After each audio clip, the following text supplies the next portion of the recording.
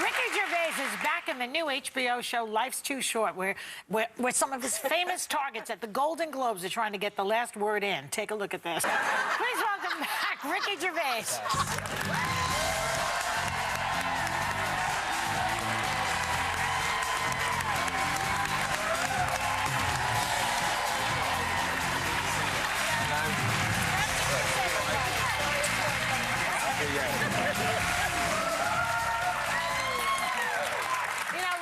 You're the kind of guy, like, you insult everybody on the Golden Globes, you tell them, call them all kinds of things, and they want to come on your show. What is it about you that makes them want to be with you more, the more you say nasty things about them and funny things? Well, I think they get it now. I think the first couple of times at the Golden Globes, they thought, why is he saying these awful things?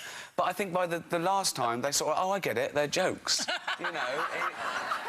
Took them. Exactly, yeah. I think I've been on the receiving end of it myself. Recently, I did an episode of Curb Your Enthusiasm, which is an amazing show. Yes, very funny. And I played a twisted version of myself. And you discover that the crazier you go, the worse person you are, it sort of, like, creates a barrier. Do you know what I mean? Yeah, so yeah. It's sort of safer. So I think they like playing with their own image and just going crazy, as opposed to worry about what they say all the time. But you get away with it. I mean, I was telling you backstage that, you know, like, what's his name? Gilbert Gottfried got in trouble on Twitter because he made a joke about the tsunami right after the tsunami. Right. You say crazy things and you don't get into trouble for them. Why? Because I don't care what people think of me. And I know what I'm doing. You know what you're doing. I know the difference between right and wrong. It looks like I don't, but I think you've got to be... I don't say things on the spur of the moment. I don't say awful things. And I think I'm really politically correct, but I play with that. I think you play... You know, I think some people can't tell the difference between...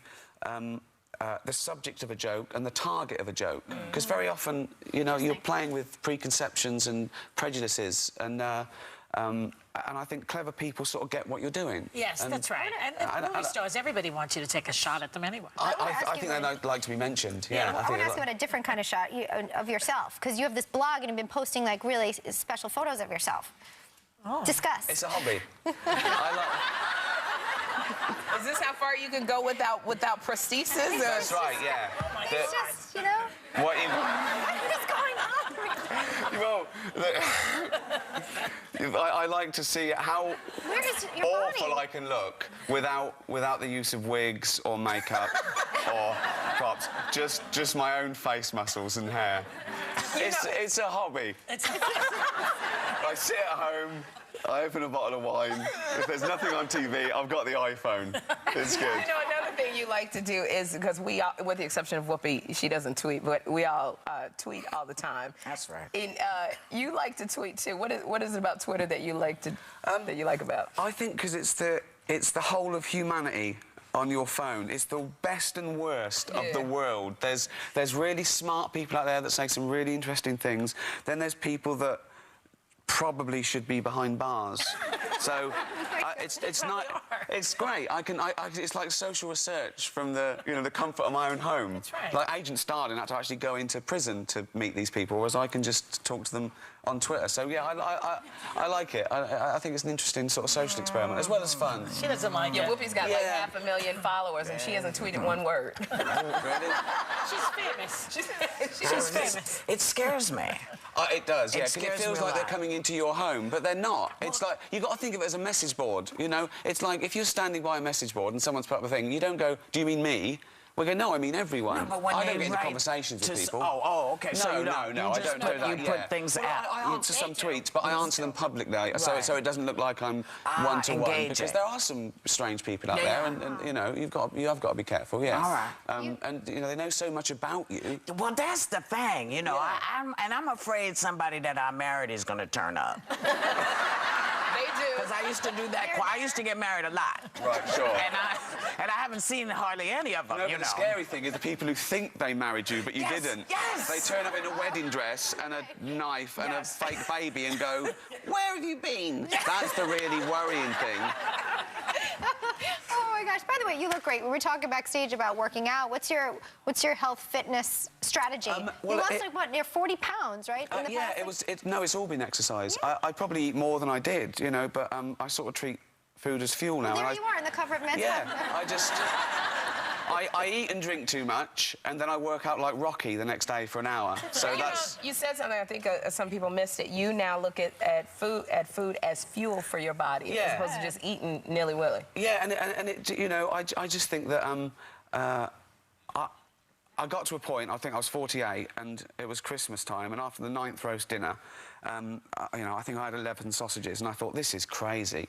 You know, life's so good, I don't want to blow it by just dying. Yeah. So I started sort of working out, you know, and it's never too It late. cuts down on the gas, especially after 11 sausages. Yeah. And you're going to stick around now because we love you so much we don't want to let you go. When we come back, Ricky is telling us all about his new show. Stay with us.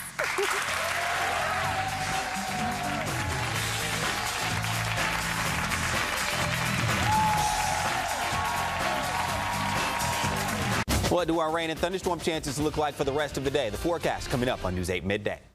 That was a scene from Life's Too Short, and we are back with Ricky Gervais. No, Life's Too Short is it's a fake documentary, a mockumentary about, and it focuses on this little person, Warwick Davis, who he's very well known, especially in Britain. Yeah, in real life, he's an actor. He's been in big films like Return of the Jedi and Willow, and but in our world, the fake Warwick Davis, his career's on the slide, so he's opened his doors 24/7 to do one of these documentaries to try and get up there, and it doesn't go well. He's got a terrible agent and tax bill, and he's manipulative, and he runs an agency for little people, and he takes the best jobs for himself. So it's about exploitation in that sort of world, you know. Do you think, I know I saw the 2 episodes, funny as I'll get up, you got the weirdest twisted mind, you and Stephen Merchant, Ricky, and I found myself laughing because there was one where Warwick Davis, he was getting out of his car, he fell out the car, he couldn't fit through the dog door. Do you think that some people, and crazy funny, but do you think that some people would be offended because they feel like you're making fun of little people? Well, some people will be offended by anything you say and do. So you shouldn't worry about that for a start. You've got to know that what you're doing is right. And there's also a difference between a show that actually exploits and one that highlights exploitation. And this is clearly that. And it's about that. You have to worry, do the little people feel offended? If they don't, then... What you find is that people usually are offended on someone else's behalf. True. So it's like, oh, that's terrible. Why? Well, it says so. And they don't know what they're offended by. And it's funny.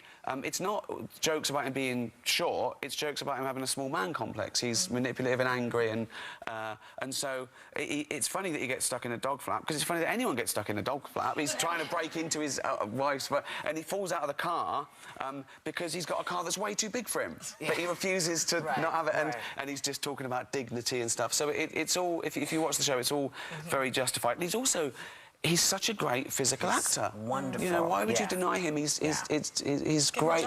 Yeah, And he's also, one fantastic. would hope that you would know that Warwick made the decision to do the show. You didn't twist his arm to do it. He produces it with Yeah, me. I mean, so this is, and it's about his fake life as well. These celebrities come to get career advice from you in this show. Well, the joke is, that everyone I've ever worked with in the office or extras or anyone, they come to me saying, "You do any more office? You do any more extras?" Like, you know, and we're sort of like a conduit to real Hollywood. So that's where Warwick can bump into Johnny Depp and Liam Neeson. Do people do that to you in real life, though? Well, they do, and that scene where Liam comes to me and says, "I think they're doing some comedy. I've got this idea." That happens to me on the street or at award shows. They come and they go, "I've got this great idea," and you go, "Oh God, oh no," and they go through it, and you have to go, "Oh, it's a good idea. Yeah, that's. Oh, that's a good idea. Yeah." Who do you want to work with, though, that you haven't yet? Oh, there's loads of people I haven't worked with. I've done, you know, a few hours of TV. No, there's the icons like Dustin Hoffman, Jack. You know, yeah. Well, I just want to know because I love what you do. I love The Office. I love extras, which I still have some of them on my TiVo. And then Life is Too Short. Why do you get bored easily? You end stuff like after this one's only 7 episodes. No, I think it's because I started late. I feel that I've got a lot to do before I die. He's creative. I've got a bit longer to live now. Now I've stopped eating the sausages. Yeah, you want to move on. Now You've you're got other doing ideas. stand-up too, which you didn't do before. before. You didn't start out that way. No, exactly. No, I did that after The Office, and I love that now as well. I love having the idea. It's the idea that's exciting for me, the creative process. And you don't have any blocks about it. You just go for it. I love that about you. Yeah. Do you ever feel like you have to justify what you say? You know, if somebody comes up to you and says, "I was really offended by what you said." I'd say, well, I could justify it. You know, I'm not one of those that go out there and say outrageous things and then apologise or go, oh, sorry, right. or I didn't mean that.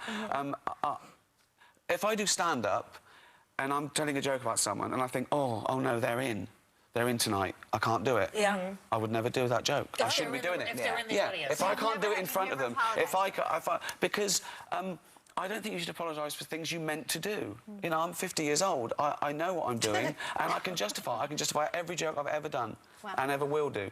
And I think that's the only way to do it, I think, you know. All right. But that's interesting. If they're live there, you won't do it.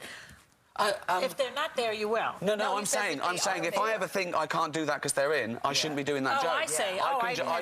I do everything. And also, let's not forget, you know, just because someone's offended, it doesn't mean they're right. Some people are offended by things they shouldn't be offended by. Right. So it's not your problem. Well, they're touchy. Well, some people are offended by mixed marriage. You know, they're offended by things that you shouldn't care about. Well, we're not offended. We're glad you. We're always glad you're here.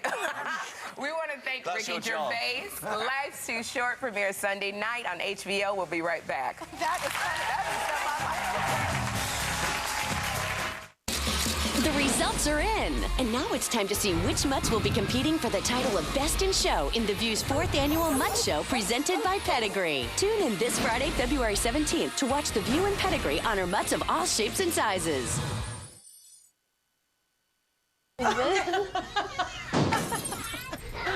Be right back. Oh,